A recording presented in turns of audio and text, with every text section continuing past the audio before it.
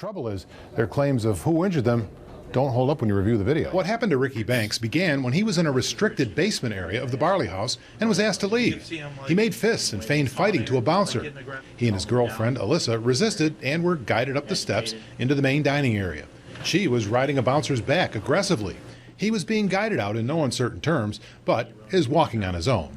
Alissa and her friends were being held back till he was ejected. For a time, things calmed down outside. What a weekend. Hope you guys had an awesome Thanksgiving. I know I did. I really did. All the way up until Saturday night, I did. And then it all went bad. And I'm here right now to explain to you guys exactly what happened from my point of view, from Alyssa's point of view. She's sleeping right now. This girl's a mess. She's been nonstop crying, nonstop sleeping. And this is really, honestly, this has been a lot for us. I've seen, the opposing side saying we're doing this shit for attention. I've seen a couple people say, is this just some scheme for attention? And no, I don't want to be dealing with this. This is the last thing that I wanted to happen. If you guys didn't see, my finger's broken in half. Clean break. I'm actually going in tomorrow to get consulted on it, and then I'm gonna have to get surgery on it. There's no way around that. And then if you guys didn't already see this, boom, Alyssa's face is all f***ed up. She has a scrape all the way up her leg. She's got a bump on her head, a black eye, fat lip. And obviously that's my baby, and she's a pretty little girl, and it killed me to see that. It would kill me to see that happen to any girl, happen to anyone really. And the fact that obviously I love this girl. It's been all bad. It's been all bad. Baby, listen to me speaking. Don't give a fuck. I don't know if I know what you need. Baby, listen to me speaking. I don't get how all this happened to this point, and I don't understand. You guys will see. I'm gonna break it down. It's gonna be a long one, so bear with me, but I want to hit every single detail on point, and I want to be as transparent and as honest with you guys as I can. Always keep it 100 with you guys. You guys already know that, and hopefully we can get to some kind of conclusion on this and figure it out. So I just wanted to come on here really quickly and make a video about FaZe Banks and his girlfriend Alissa Violet. If you don't know anything about FaZe Banks or his girlfriend Alissa Violet, basically they're two very popular YouTubers. They used to associate with people like Jake Paul. FaZe Banks is in the FaZe clan, so there's a lot of other YouTubers with the name FaZe Blank, so on and so forth. Apparently, FaZe Banks and his girlfriend Alissa and her family went to a restaurant/bar over the weekend, and I guess they got themselves into some trouble. There were some shots thrown. Now, it still is a little bit unclear as to why FaZe started throwing punches. I believe in a snap he said that someone had grabbed Alyssa's ass, but Alyssa's face is pretty roughed up as well, so... The other side to the story, however, the bar is saying that FaZe and Alissa came and started looking for a fight. They were instantly rowdy, annoying, trying to start it with anyone. So naturally, FaZe went on his YouTube and made a 30-minute video of his side of the story, and I just wanted to dissect his body language a little bit and kind of give you my input, my commentary. So let's go ahead and get into the video. So a big part of this story is the basement area. This is where me and Richie got into our conflict, and when I explain things, I'll go into more detail, but apparently we were in a restricted area in the basement. Like I said, Maria is a friend of the bar. She knows everybody, she knows all the staff. She has permission basically to be wherever the fuck she wants. Early in the night, maybe halfway through the night, me, Alissa, Hannah, and Maria go downstairs to this separate bathroom so we don't have to wait in the line. I was good to go to the bathroom. I didn't have to go to the bathroom, but these girls wanted to go to the bathroom. And obviously I'm gonna bring my girlfriend to the bathroom like any guy would. So the three girls go down the stairs. They have no trouble, obviously. For those of you who are of age and you guys have been to clubs and stuff, you guys know the dynamic. Bouncers let girls get away with whatever the they want, and they see a guy like me and they're like, hold up, you're not going anywhere. Exactly what happened. The guy stopped me, let them go, stop me, and then they all turn around. They're like, no, he's coming with us. Maria said, he's allowed to be down there. Trust me, he's allowed to be down there. First off, I do want to say that straight out the bat, I already know that he has told this story a million times, so the anger that I see in his movements are not going to be as exaggerated as they would be if this had just happened to him a couple seconds ago. And I do want to keep this in mind, but his video is mirrored in a sense that you can read the Supreme logo on his Mac down in the corner. And I don't mean mirrored as in you're looking at it through an actual mirror. I mean he physically flipped that video to where you can read the words behind him.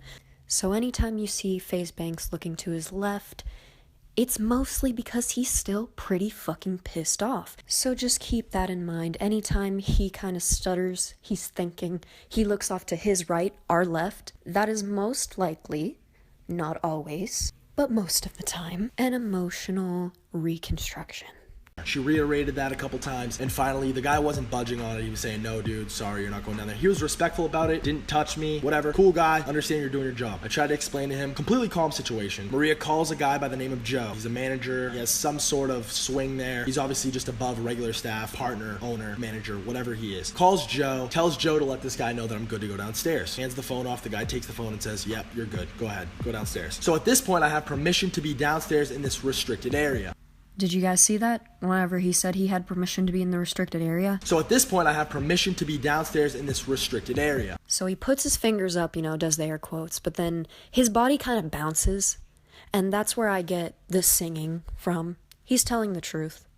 I believe he had permission, at least from one person, to be down there. Whether that knowledge was spread around the bar, I don't know. So it seems like that's what happened. It's just whether there was a miscommunication along the way. That is very plausible. That could have happened. This is going to be from when the night ended and everything went sour till right now. So at the very end of the night, we leave the bar, which security footage should show everything that I'm saying. Obviously, they have security footage. I have no access to that, so I can't show you. And we'll get into the parts that they showed in a minute. But everything I'm about to say is 100% true. This is exactly how it happened. Obviously, there was a lot of adrenaline, emotion, and a lot of words exchanged. And I'm not going to get everything 100% right, but this is, for the most part, exactly how it happened from my point of view. I'm not hiding anything from you guys. I'm sharing everything that happened. I want you guys to keep that in mind, what he just said, that this is all coming from his point of view. Okay, let's watch the video. So the night comes to a close, it's 2:30, and we leave the bar. We leave the entrance, and the girls want to turn around because they have to go to the bathroom. We're outside with their whole family, everyone's figuring out the next move. I think they wanted to go to like a casino, or we were just going to take it back to the house and just close the night. The girls wanted to go to the bathroom, it's like a 30-40 minute drive from where Alissa lives, so they want to hit the bathroom before we left. They turn around to go back in, and Susan, Alyssa's mom, asks me if I will accompany them to the bathroom. Escort them to the bathroom, make sure that they don't run into any weirdos, creeps, your typical club, bar people. We go down, skip the regular bathrooms, and we go down to this restricted area again. This area that I explained earlier, I have permission to be in. We're down there, the girls go in. Before the girls even go in, we see this bouncer, who now I know his name is Richie. Sees me, we're making small talk, there's no aggressive like back and forth whatsoever between us, and it's all good. The security footage that this news station reported on had me like dancing and like turning my back to him, and they claimed that I was being aggressive, putting my hands up. Like, how much more of a reach do you need? Like, that's not true. And I think you'd have to be plain dumb to not agree with Banks in this particular instance. That's obviously dancing, that's not being aggressive, and that's almost laughable that the bar is using that as a defense. I don't even have to break down his body language and tell you that he's telling the truth, because he is.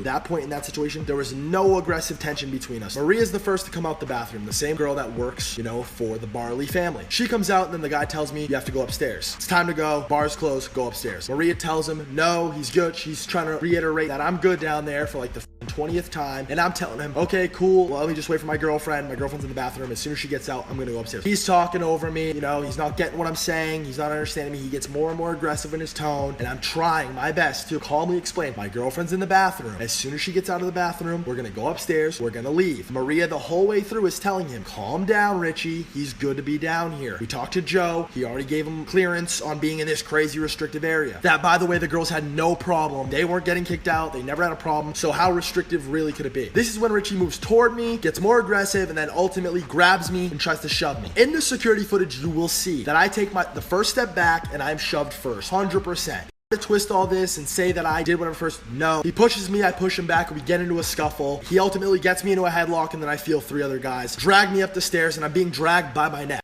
If you're looking for all of the security footage from that night, I'm gonna be honest, I don't have all of it. But from that short clip, that does appear to be what is happening. I'm gonna play a little bit more of this clip just so I can show you a bit more of the footage so you kind of understand what all happened in this particular situation. I do know that there was another situation that happened a little bit later on in that night, so there were 2 particular instances in which FaZe is talking about, and I'll address that a little bit later on in this video. They drag me by my neck up to the first floor. They hand me off to a different bouncer who I don't recognize, and he's being calm to me. He tells me, listen, guy, let's go. Come on, let's go. I'm telling him my bracelet's down there. I'm being calm to him. He's being calm to me. And that's why in the security footage, you see me calmly walk out. So now we're outside. Alyssa's freaking out. She's really, really mad. She probably shouldn't have had this tone and been so loud. She was mad. She got pushed down the stairs in the mix of all this and has a huge scrape up her leg along with all the bruises on her face. That was the first time Alissa was touched, and as soon as I saw her leg and I put the pieces together, I started to freak out again too. Admittedly, I was pissed. All at this point I wanted was some help. I was asking, where's the manager? Give me the manager, bring somebody out here. I want my bracelet, I want this guy's name, this and that. Look at my girlfriend's like, I'm mad, she's heated. So this is the point where Alissa pulls out her phone to protect me and to try to gather some sort of evidence to help me get my shit back and against this guy. And you know, obviously tension's high, we're heated, and we're mad, and we want to take action against this place, against this guy. We feel like we've been wrong. We just spent a shit ton of money, like I said, and we felt not good. We felt violated. We didn't feel right. It didn't feel right how they treated us and how we just left the bar. It didn't feel good. And my girlfriend gets hurt, I'm fucking hurt. No. So then she pulls out the camera, and these two girls and this guy. Alissa pulls out her phone, and these girls just start talking shit to her. They're like, you ugly bitch, like get the fuck out of here. And this dude, I'm yelling back at the girl, I'm like, shut the fuck up, you ugly bitch, like look at you, look at her. And I'm just talking shit to her. Her boyfriend, the guy, clenches his fist and comes up to me and says, get the fuck out of here before I beat your ass. Something along those lines, verbatim. And I ask him, who the fuck are you? Like, who are you? He says to me, I work here, get the fuck out of here. After digging a little bit deeper into this story, FaZe does now know, as well as everyone else, that the person that was fighting with FaZe, the boy, he was not actually a worker at the Barley House. So that's why his movements are a little bit more stiff, a little bit more jagged. You can see his jaw tilt outwards. I don't believe that this part necessarily happened the way that FaZe is telling it, but that's the thing about belief systems and about telling a story on the internet. You're going to be a lot more exaggerated, and the movements of the eyebrow kind of give it away just a little bit. This is a story at the end of the day, and this is the way he's choosing to tell it, whether it's a little bit over-exaggerated or not. And he's like aggressively making moves toward me behind the fence. That should all be shown on the security footage. That will all be shown. The angle I saw it, that will be shown. As soon as he told me he works there, I calmed down a little bit because that's all I wanted was to talk to somebody that works there. I said, come out then. I want to talk to you. Still with his fist clenched, still super aggressive, staring me down, says, what do you want to talk about? Now, because I don't want to show FaZe's entire video and mine, I think I'll just kind of summarize this next part. Basically, they get in a fight. Yeah, that's really all that happened. They get in a fight. But I will mention one thing. Whenever he's telling the story about the fight, he does become like super stiff and just stares into the camera whenever he's talking about Alissa getting punched. And then out of nowhere, this girl, the guy's girlfriend, the guy who I showed you, the guy who said he works for Barley, hops from behind the guy and smashes Alissa in her face with her phone. Everything about this particular moment screams threatening. It's almost as if he's picturing the person that punched Alissa right in front of him, as if he were talking to them directly. It's very clear to see that he cares immensely about this girl. Susan then realized Alissa had been hit. She hadn't seen. It all happened really fast. This shit happened so fast. She had seen she'd been hit in the face. She had a black eye. She had a huge lump on her eye, and clearly she had just been hit in the face. She's furious at this point. A mama bear, you already know. She went across the street to, again, try to talk to somebody from Barley Management. They tell her at the door that I was in the girls' bathroom and that's why I got kicked out, and that I started shit with the bouncer and that I hit the bouncer first downstairs. Nothing about that is true. And it just goes to show you they were in defense mode from the beginning, willing to lie and twist whatever they had to do to make it so they were okay, and all this shit was put on us. She comes across the street and starts asking me, were you in the girls' bathroom? I look at the girls. No, I wasn't in the bathroom even for a second. Security footage will show this. So we cross the street again, try to figure it out. This time, a black-haired girl, girl number 2, hits Alissa in the face with her phone again. Like, what is it with these girls and using their phone? She's getting like, pick up your phone. Like, it's not exactly light. Like, it's a hard object. She gets hit in her face for the second time with this phone, and all hell breaks loose. We're running around. She's still trying to record. Alissa has thrown no punches at this point. I have thrown no punches. I threw a water bottle because I saw this guy push my girlfriend in the face. You're not gonna touch my girlfriend. Any guy in their right mind would defend their girlfriend, and I'll can stand by that till the day that I die. I'll do it again and again and again and again. Don't put your hands on my girlfriend, especially if you're a guy. So she gets hit in the face with her phone again. She runs around this tree with her phone, as shown on the security footage, and then he swipes her arms away. There's a struggle, and from the shadows, Ricky attacks again. Ricky attacks again. Right after he hits her arms, this girl pops out again and hits her in the face with her phone again. This is the third time she's been hit in the face with the phone. This is the second time this guy's put his hands on her.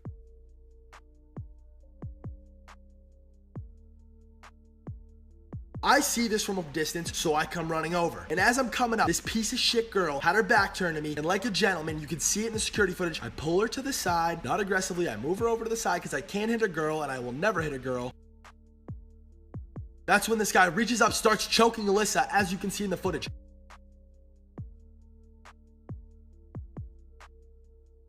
I haven't seen enough people point this part out. I think they were all focused on me punching the guy in the head. But he reaches for her throat and he's being aggressive toward my girlfriend. I'm gonna defend her at all costs. Yes, I came up behind him. Yes, I hit him in the head a couple times. Yes, it felt really good. Like I said, I'd do it again. You don't put your hands on a girl, especially not my girlfriend.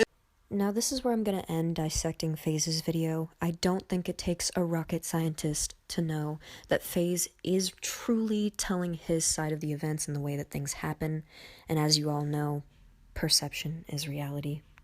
And this next part is just going to be a fun little thing, but I do have a few videos from the news report that some workers from the bar participated in, and I just wanted to really look at their body language as well, to, you know, to make it a fair fight. And that's where we found them, with both male and female being in the restroom initially. Now I know the footage already disproves this, but you see how he's dancing, and he's got those big eyes, and his body's not moving, but he keeps dancing, he keeps rocking back and forth. He's under some high stress, which is normal, you know, you're on TV. But still, there's no truth in what he's saying whatsoever. You're going to try and destroy somebody's business thinking you can do that before they even have a chance to come out and talk to you and discuss the situation. This guy cares about the Barley House. You can tell.